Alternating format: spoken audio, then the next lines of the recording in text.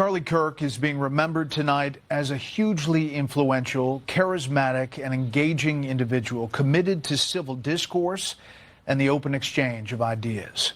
Correspondent Mark Meredith looks back at the life of Charlie Kirk.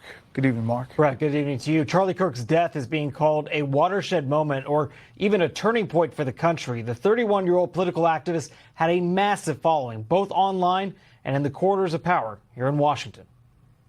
Before becoming a household name in conservative politics, Charlie Kirk was a teenager growing up in the Chicago suburbs. He told the Daily Caller in 2019 he knew early on politics mattered. I was always naturally conservative, loved America, loved the values that our country stood for, and I never understood why you'd want to deviate from that. Kirk thought he'd end up at West Point, the Army's military academy, but after being denied admission, he chose to start something for himself. It's that old adage, one door closes, another door opens. Of course, it's correct.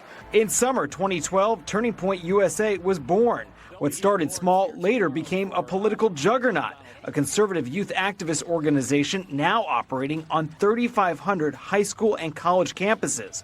Kirk explained what drove him in his first Fox appearance 13 years ago. A lot of kids are feeling the effects of what we like to call, with the Washington economy, with a lot of debt, plummeting small business, with higher regulation and high taxes. As the Tea Party movement evolved, Turning Point USA grew. So did its influence.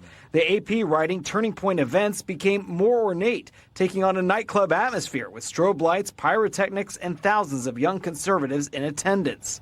Kirk endorsed then-candidate Donald Trump in 2016 and later worked to re-elect him in 2020. I believe it's imperative we get the president reelected. In fact, I think he's going to get reelected. As Trump later regrouped for 2024, Kirk continued to build an empire and a family. He married his wife, Erica, in 2021 and later became a dad of two.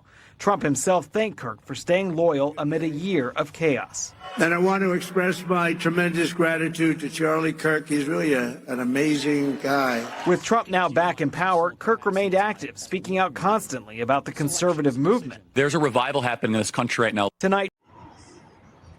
Okay. It's your boy here with another video. We start with tragic news because as many have seen the reports on the news, a very influential figure in right-wing media has been assassinated, shot. Charlie Kirk. When you think about it, his life has been with a lot of meaning because he was very influential in getting the youth on Donald Trump's side when it came to the past election. He moved the needle in a lot of ways with all his campaigns and all his debates on different universities.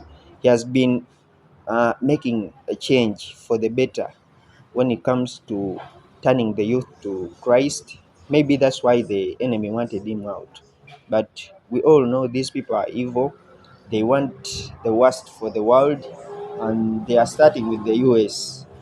So if the US falls to their propaganda and all their evil mission, the rest of the world is in very huge trouble. So, of course, if they wanted to take him out, they knew they couldn't control him. They knew he was a man who was gonna give them a lot of trouble. So, my condolences to his family, of course. It's a very sad situation. But his children will know that he was a man of a lot of talent, a lot of wisdom, and he gave a lot of hope to a lot of youth who really need it because they've lost, the youth are lost in this day and age. When it comes to all the advancement in technology and everything else, the youth are really, really looking for guidance, and he was becoming that guidance. That's why, of course, somebody who's the enemy, I won't turn it to the left because the country is already divided. The US is too divided, so we don't need more division. But when you think about it, you know that the enemy is watching, and he just wants the people to be more divided. But most of the left, of course, don't hate the right wingers, and most of the right wing definitely doesn't hate the left, because if it's anything, more people on the left are very doom driven. They think everybody on the right is out to get them more than on the right. So what can we do but pray for him, pray for his soul. May God rest his soul in peace. We know that all we can do is put our hope in God and hope for the best, because this is a spiritual battle. Well, when you look at it, what is it exactly that Charlie Kirk did?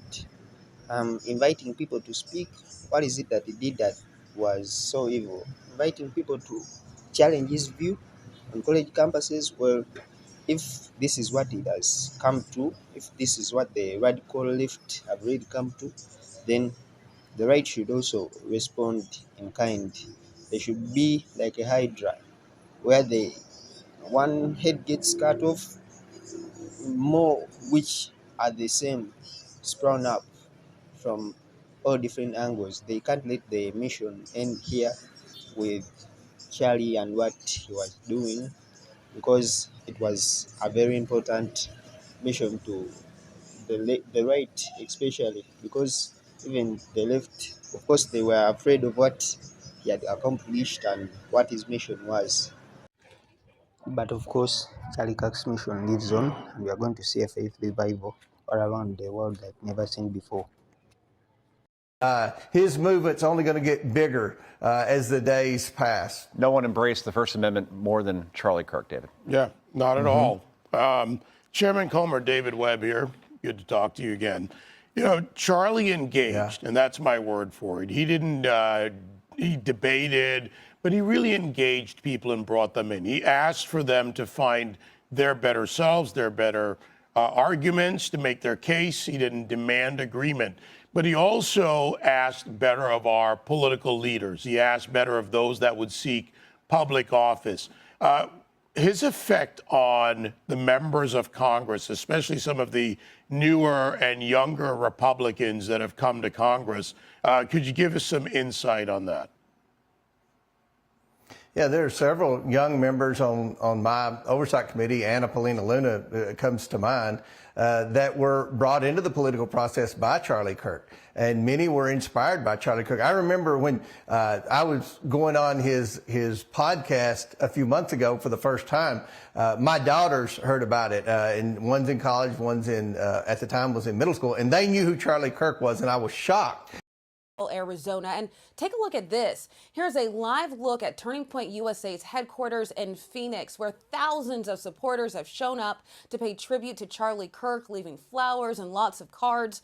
Since his widow, Erica, spoke out about his assassination and vowed to continue his work, Turning Point USA has received at least 18,000 new chapter requests.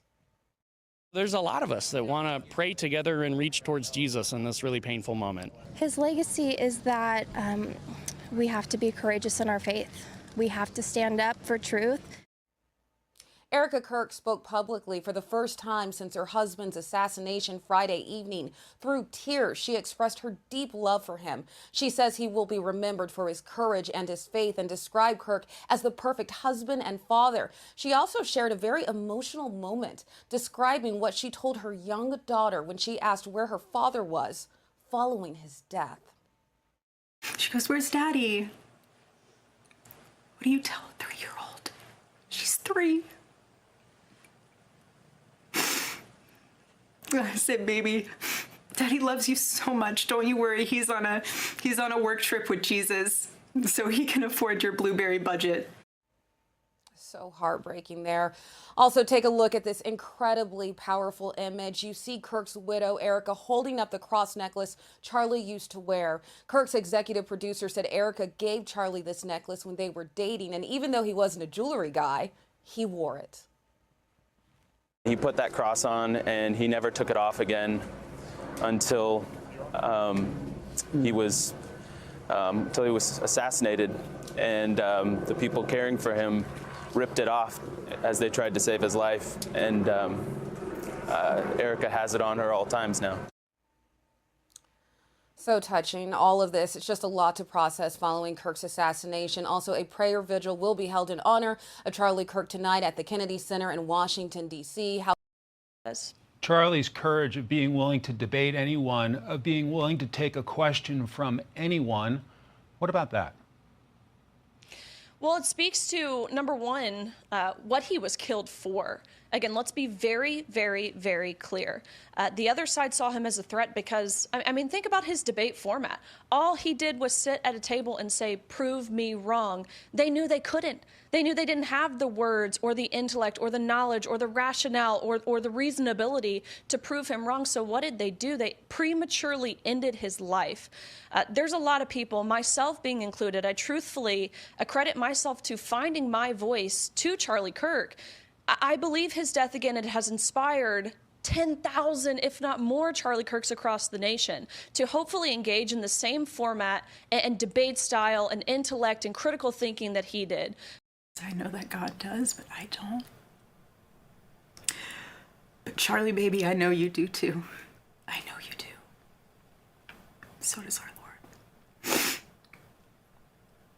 And our world is filled with evil.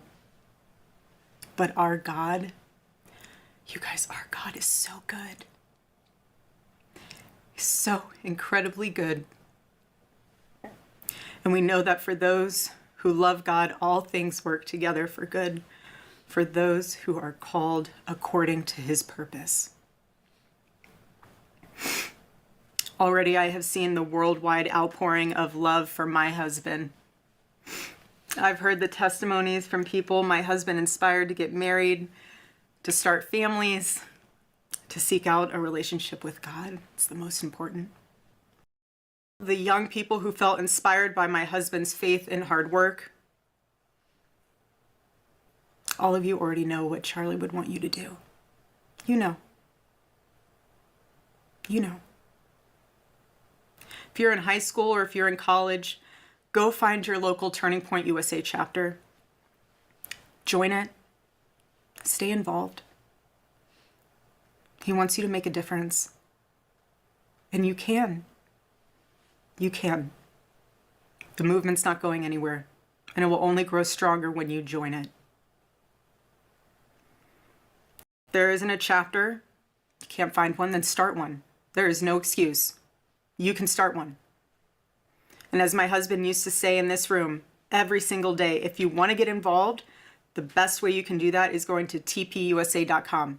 That's what he would say every day from this chair. Every single day. I watched his show every day, and he would always say, if you want to get involved, go to tpusa.com.